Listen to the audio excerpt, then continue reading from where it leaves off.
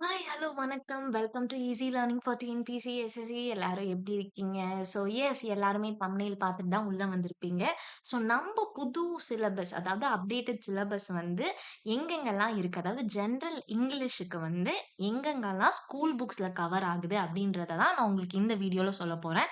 அது போக நான் ஒரு பிகினர் மேம், நான் இப்ப தான் டிஎன்பிசிக்குள்ள வரேன் அப்படின்றவங்களுக்கும், நான் ஆல்ரெடி படிச்சுட்டு இருக்கேன் மேம், திடீர்னு சிலபஸ் சேஞ்ச் ஆயிருச்சு.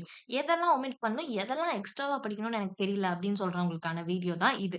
வீடியோவ ஸ்கிப் பண்ணாம ஃபுல்லாமே பாருங்க. நம்ம சேனல சப்ஸ்கிரைப் பண்ணாதவங்க கண்டிப்பா சப்ஸ்கிரைப் பண்ணிக்கோங்க. கூடவே இருக்க பெல் ஐகானையும் பிரஸ் பண்ணிக்கோங்க.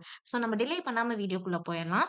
இங்க வந்து நான் உங்களுக்கு வந்து டிஎன்பிசி சிலபஸ், அதாவது அப்டேட்டட் சிலபஸ் குரூப் 2 2ஏக்கு பிரிப்பேர் பண்றவங்களுக்கு வந்து ஒரு ஆப்ஷன் இருக்கு. என்னன்னா 100 மார்க்ஸ்க்கு வந்து எய்தர் தமிழ் இல்ல இங்கிலீஷ் சூஸ் பண்ணிக்கலாம். சரிங்களா?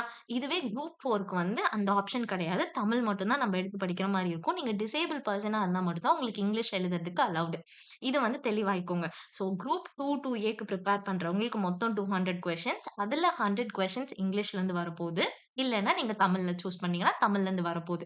மிச்சம் இருக்க 75 பிளஸ் 25 வந்து 75 ஜெனரல் ஸ்டடீஸ், அதாவது ஜிகே, பாலிட்டி, எக்கனாமிக்ஸ், அதுக்கப்புறம் ஜியோகிராஃபி இதெல்லாம் சேர்ந்து ஒரு 75 மார்க்ஸுக்கும், மிச்சம் இருக்க 25 மார்க்ஸ் வந்து ஆப்டிட்யூட் அண்ட் ரீசனிங் இதெல்லாம் கம்பைன் பண்ணி ஒரு 200 மார்க்ஸ்க்கு உங்களுக்கு எக்ஸாம்ல கேட்க போறாங்க.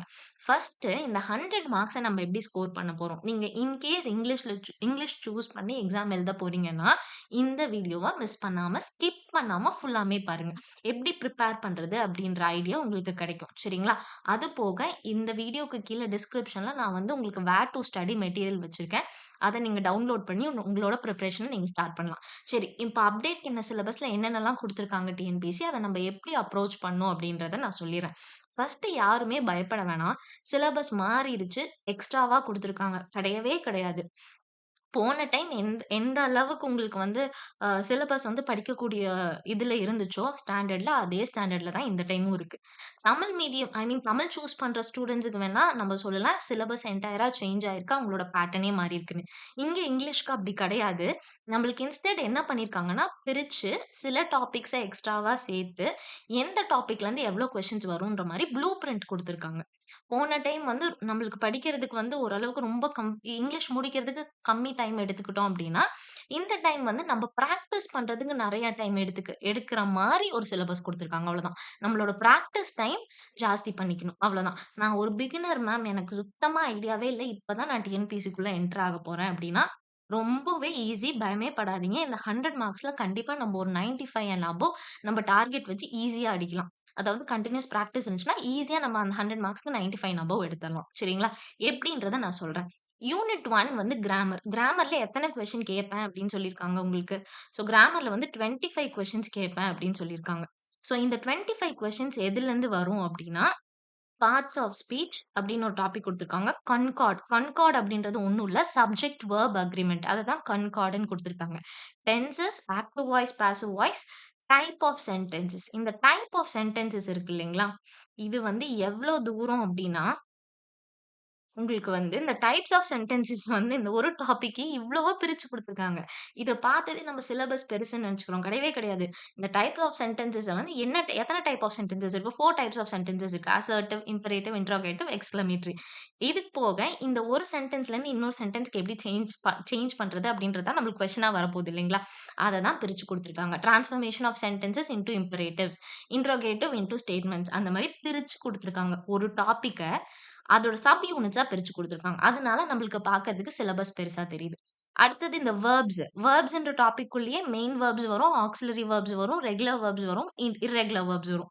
இந்த 4 சப் டிவிஷனுமே இந்த ஒரு டாபிக் கீழ வந்துரும். அத தான் நம்மளுக்கு பிரிச்சு மெயின் வெர்ப்ஸ் தனியா, ஆக்ஸிலரி வெர்ப்ஸ் தனியா, அப்படி தனித்தனியா குடுத்துருக்காங்க. சரிங்களா? ஜெரண்ட்ஸ் அண்ட் பார்ட்டிசிபிள்ஸ் இது ரொம்ப ஈஸி. குவெஷன் டாக்ஸ் இருக்கு, சென்டென்ஸ் பேட்டர்ன் இருக்கு, சிம்பிள், காம்பவுண்ட், காம்ப்ளெக்ஸ் சென்டென்ஸ் இருக்கு, phrases and clauses, degrees of comparison இதுவும் அப்படிதான். இந்த டிகிரீஸ் ஆஃப் கம்பேரிசன் வந்து எப்படி குடுத்துருக்காங்க நம்மளுக்கு? டிகிரீஸ் ஆஃப் கம்பேரிசன் குடுத்துட்டு பாசிட்டிவ், கம்பேரிட்டிவ், சூப்பர்லேட்டிவ். இந்த டிகிரீஸ் ஆஃப் கம்பேரிசன்க்குள்ள இருக்கிறது தான் 3 டைப்ஸ். அதையே அவங்களே குடுத்துருக்காங்க. அதனால நம்மளுக்கு பார்க்கறதுக்கு பெருசா தெரியுது. அவ்வளவே தான். நீங்க எடுத்து கிராமர் யூனிட் 1ன்னு போட்டுக்கோங்க. கிராமர்ன்னு போட்டு 1, 2, 3 போட்டு என்னென்ன டாபிக், அதாவது மெயின் டாபிக் மட்டும் எழுதுனீங்கனாலே உங்களுக்கு ஒரு 8லிருந்து 10 டாபிக் உள்ள தான் வரும். அத தாண்டி போகவே போகாது. நம்ம ஆல்ரெடி போன டைம் படிச்ச அதே சிலபஸ்ல இருக்க சேம். புதுசா படிக்கிறீங்கன்னா கவலையே பட வேணாம். இந்த எல்லா டாபிக்குமே இவங்க சிலபஸ்ல குடுத்திருக்க லெசனுக்கு பின்னாடி எக்ஸர்சைஸ்ல குடுத்திருப்பாங்க. ஸ்கூல் புக்ஸ்லயே இருக்கு.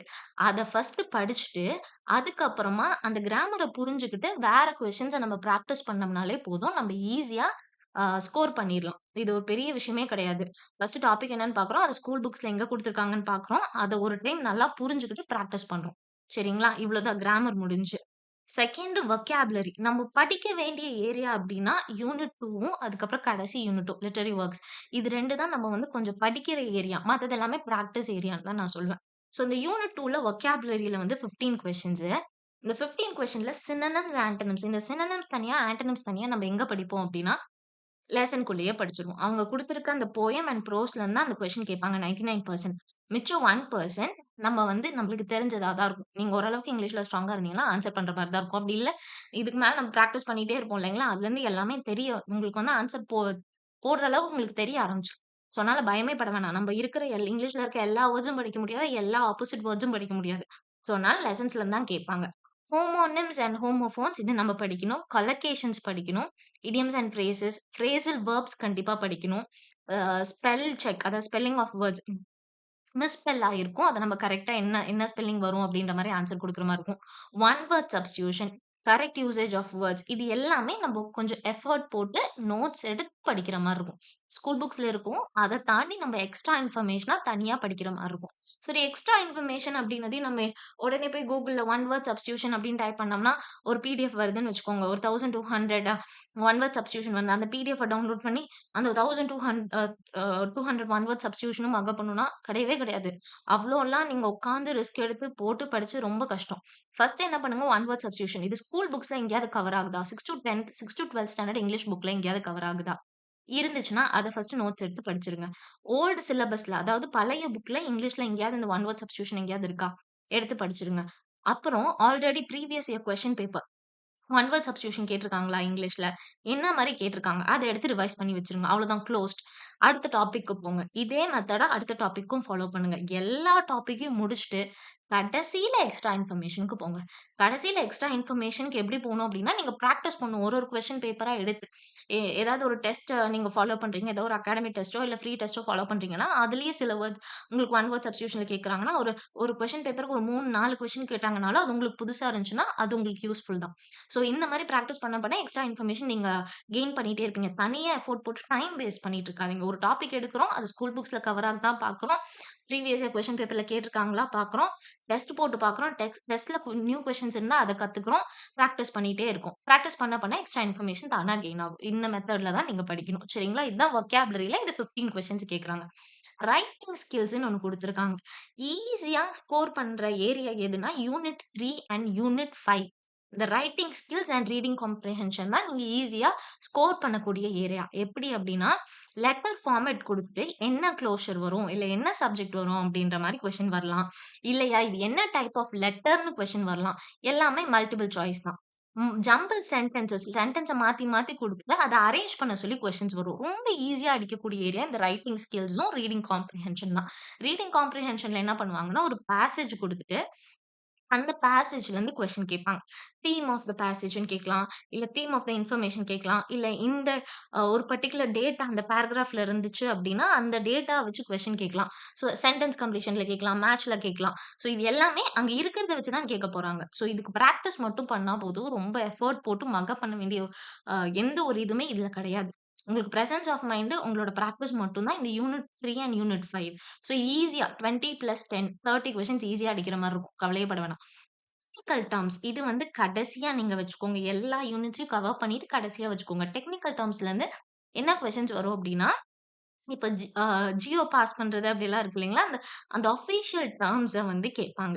இந்த டெர்ம்க்கு என்ன மீனிங் அப்டின்ற மாரி கேட்பாங்க. இது ரொம்ப ஈஸி தான். ரொம்ப கம்மியான விஷயம் தான் இருக்கும். அத நம்ம கத்துக்கிட்டோம்னா ஆன்சர் பண்ணிர்லாம். ரொம்ப ஈஸி. இது கடைசியா வச்சா கூட ஒரு லாஸ்ட் 2 டேஸ்ல பார்த்துட்டு போனா கூட நீங்க ஓரளவுக்கு ஆன்சர் பண்ணிடலாம். ஸோ இது பயப்பட வேண்டிய விஷயமே கிடையாது. டிரான்ஸ்லேஷன்லருந்து உங்களுக்கு என்ன வரும் அப்டின்னா, ஒரு சென்டென்ஸ் குடுத்துட்டு அதோட டிரான்ஸ்லேஷன் கேட்கலாம். இல்ல வேர்ட் டிரான்ஸ்லேஷன். இப்போ தேடுபொறி அப்டின்னா, சர்ச் என்ஜின் அப்டின்றது நம்ம ஆல்ரெடி ஸ்கூல் புக்ல படிச்ச ஒரு விஷயம். இல்ல நீங்க புதுசா படிக்கிறீங்கனாலும் ஒரு ஒரு லெசனுக்கு அப்புறமும் குடுத்துருப்பாங்க.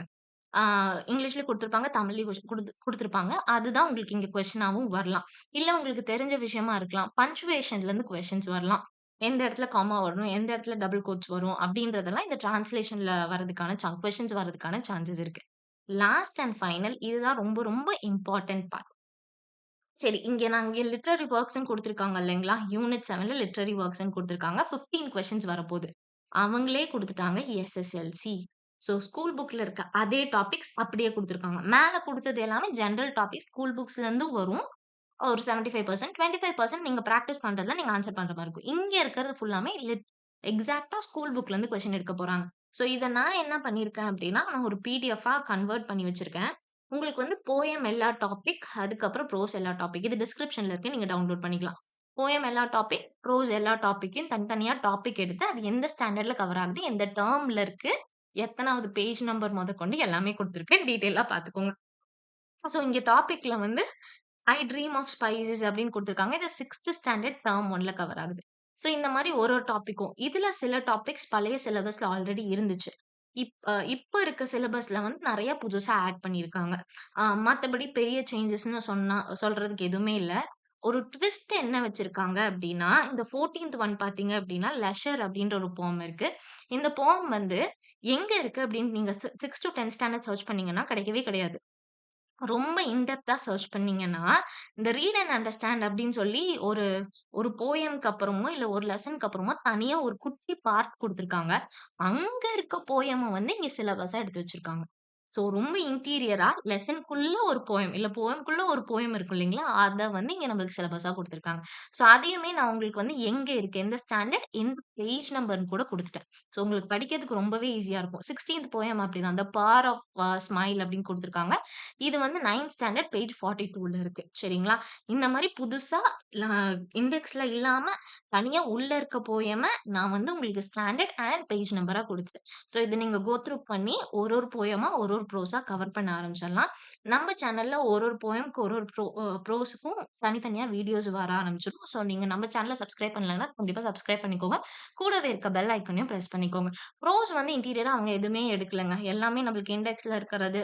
அதுக்கப்புறம் நம்மளுக்கு தெரிஞ்ச ஒரு ஒரு டாபிக்க தான் இங்க குடுத்துருக்காங்க. ஸோ அத பத்தி நீங்க கவலைப்பட வேணாம். போம் மட்டும் தான் ரொம்ப உள்ளருந்து எடுத்திருக்காங்க. ஸோ அத வந்து நம்ம என்னன்னு கண்டுபிடிச்சுட்டோம். ஸோ படிக்க ஆரம்பிச்சிடலாம்.